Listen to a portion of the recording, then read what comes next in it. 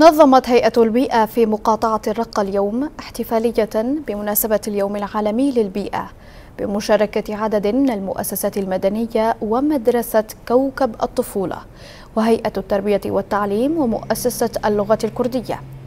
تضمن الحفل كلمة ترحيبية من الرئاسة المشتركة لهيئة البيئة إلى جانب فقرات فنية قدمها أطفال كوكب الطفولة ومركز الأنشطة المدرسية، عبروا من خلالها عن حب الطبيعة وأهمية الحفاظ عليها عبر الرقصات والأغاني والمشاهد المسرحية التربوية.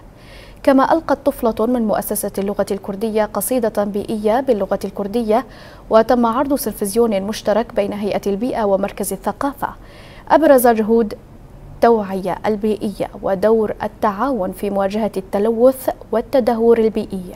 وفي ختام الحفل كرمت هيئة البيئة عددا من المؤسسات المساهمة في إنجاح الفعالية من خلال تقديم شهادات تقدير عرفانا بجهودهم في خدمة البيئة.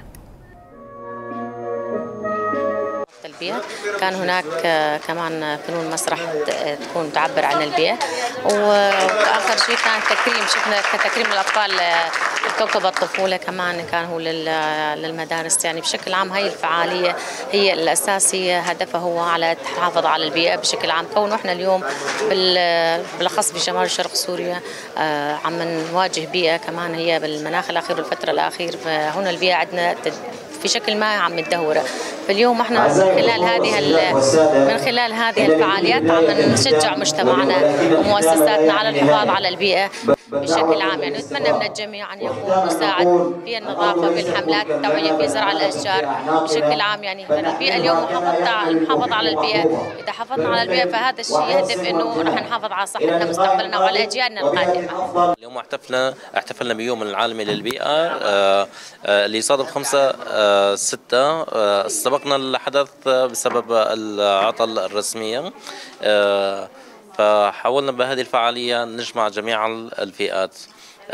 ركزنا على فئة المستقبل، فئة الأطفال. حاولنا أنه نشتغل من الفئة الصغيرة، نعمم وعي البيئة لكل الأجيال.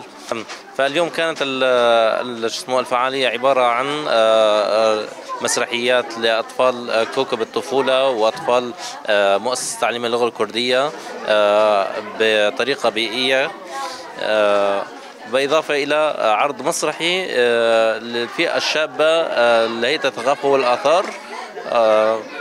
وفي الختام تم تكريم الهيئات والجهات اللي ساعدتنا بهذا العمل البيئي.